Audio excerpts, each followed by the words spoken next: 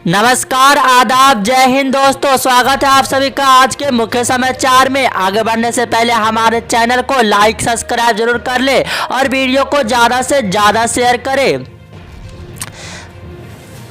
UP Moradabad के कुंदरकी विधानसभा seat से Samajwadi party के विधायक हाजी रिजवान सपा छोड़कर बहुजन समाज पार्टी में शामिल हो गए हैं। अब बसपा ने उन्हें कुंदरकी विधानसभा सीट से अपना प्रत्याशी बना लिया है। हाजी रिजवान कुंदरकी से 3 बार विधायक रह चुके हैं। 2017 के विधानसभा चुनाव में भी उन्होंने सपा से चुनाव लड़ा था और जीत हासिल की थी, लेकिन बताया जा रहा है कि पंचायत चुनाव को लेकर अखिलेश यादव से हाजी रिजवान से नाराज चल रहे थे। कुंदरकी में विधानसभा चुनाव के लिए अखिलेश यादव ने हाजी रिजवान का टिकट काटकर इस सीट पर जियाउर रहमान बर्क को प्रत्याशी बना दिया है। जियाउर रहमान बर्क संभल के सपा सांसद डॉक्टर शफीक उर रहमान बर्क के पोते हैं, लेकिन सपा के मौजूदा विधायक हाजी रिजवान का बगावत कर सपा छोड़कर बसपा के हाथी पर सवार हो जाने से सपा के वोट बैंक में सेंध लगने की आशंका बढ़ गई है। इस विधानसभा सीट पर लगभग 60% मुस्लिम मतदाता है।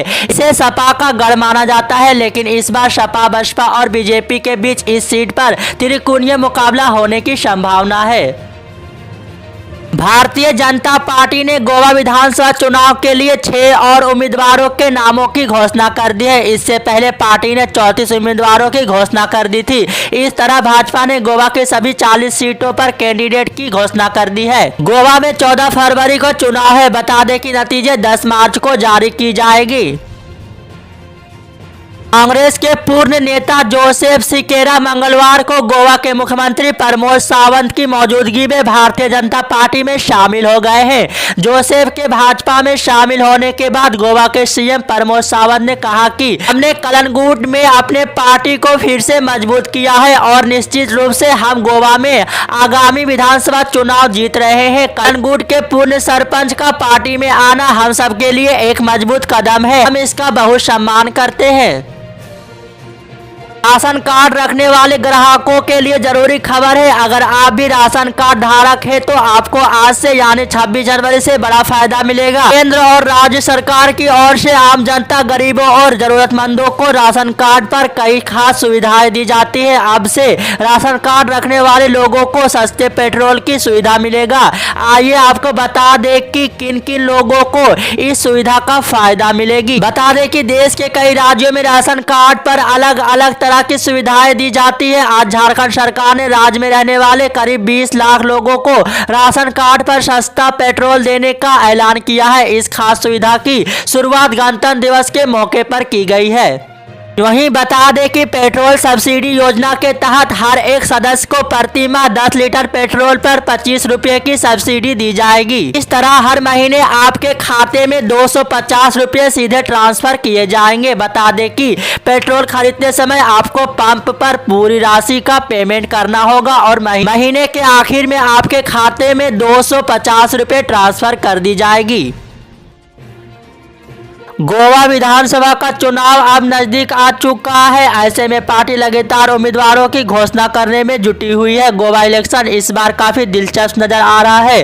कांग्रेस, बीजेपी के अलावा आम आदमी पार्टी और टीएमसी भी पूरे दमखम के साथ चुनाव में जुटी हुई है। इस बीच 10 साल बाद एनसीपी छोड़कर कांग्रेस में शामिल हुए पूर्व पर्यटन मंत्री फ्रांसिस्को मिकी पाचेको फिर से एनसीपी में लौट आए हैं। पाचेको कांग्रेस का टिकट नहीं मिलने से नाराज थे, जिसके बाद उन्होंने फिर से अपनी पुरानी में पार्टी का दामन थाम लिया।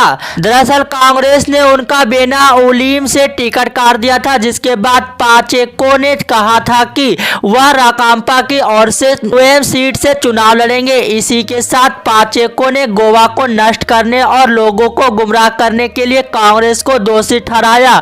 उन्होंने यह भी कहा कि गोवा में बीजेपी का विकास पूर्व सीएम दिगंबर कामत और पूर्व बिजली मंत्री एलेक्सो सिकेरा की वजह से हुआ है।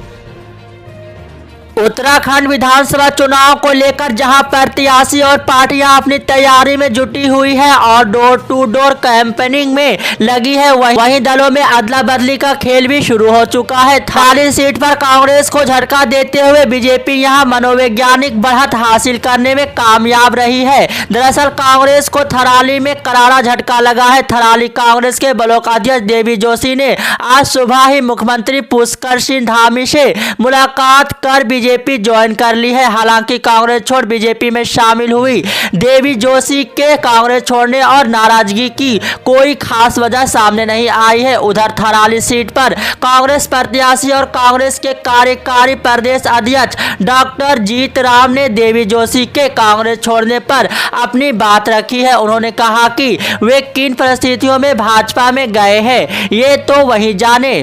उन्होंने आगे कहा कि अगर कोई अपने निजी स्वार्थ के चलते कांग्रेस छोड़ता है तो इससे कांग्रेस को कोई नुकसान नहीं होता है।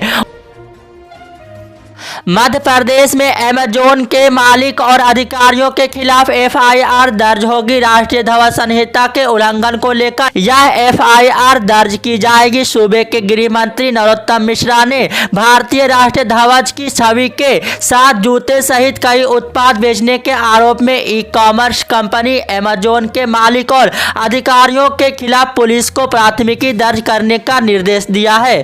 मिश्रा ने कहा है कि मेरे संज्ञान में आया है कि हमारे राष्ट्रीय ध्वज का उपयोग online e commerce company Amazon द्वारा बेचे जा रहे उत्पादों पर किया जाता है। यह असहनीय है कि इसे जूतों पर भी इस्तेमाल किया जाता है। उन्होंने कहा कि प्रथम दृष्टया यह राष्ट्रीय ध्वज संहिता का उल्लंघन है। मिश्रा ने कहा है कि मैंने पुलिस महानिदेशक को अमेजोन के अधिकारियों और मालिक के खिलाफ प्राथमिकी दर्ज करने का निर्देश दिया है।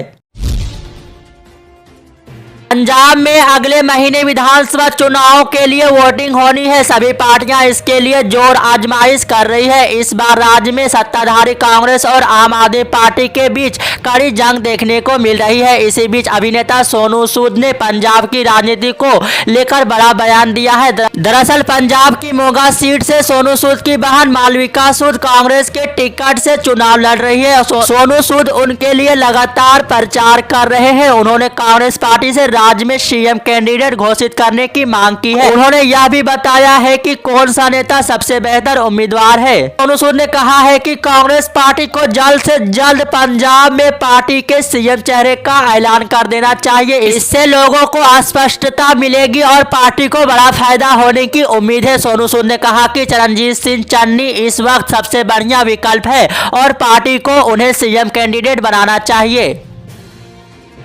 पश्चिम बंगाल में भाजपा का नेतृत्व कर रहे शुवेंदु अधिकारी ने मुख्यमंत्री ममता बनर्जी पर जबरदस्त तंज कसा है। उन्होंने बुधवार को दावा किया कि बंगाल सरकार ने उन्हें नेता प्रतिपक्ष होने के बावजूद गणतंत्र दिवस परेड में आमंत्रित नहीं किया है। अधिकारी ने कहा कि ऐसा इसलिए किया गया कि क्योंकि मुख्यमंत्री ममता बनर्जी और टीएमसी नंदीग्राम में उनके खिलाफ मिली चुनावी हार को स्वीकार नहीं कर पाई है।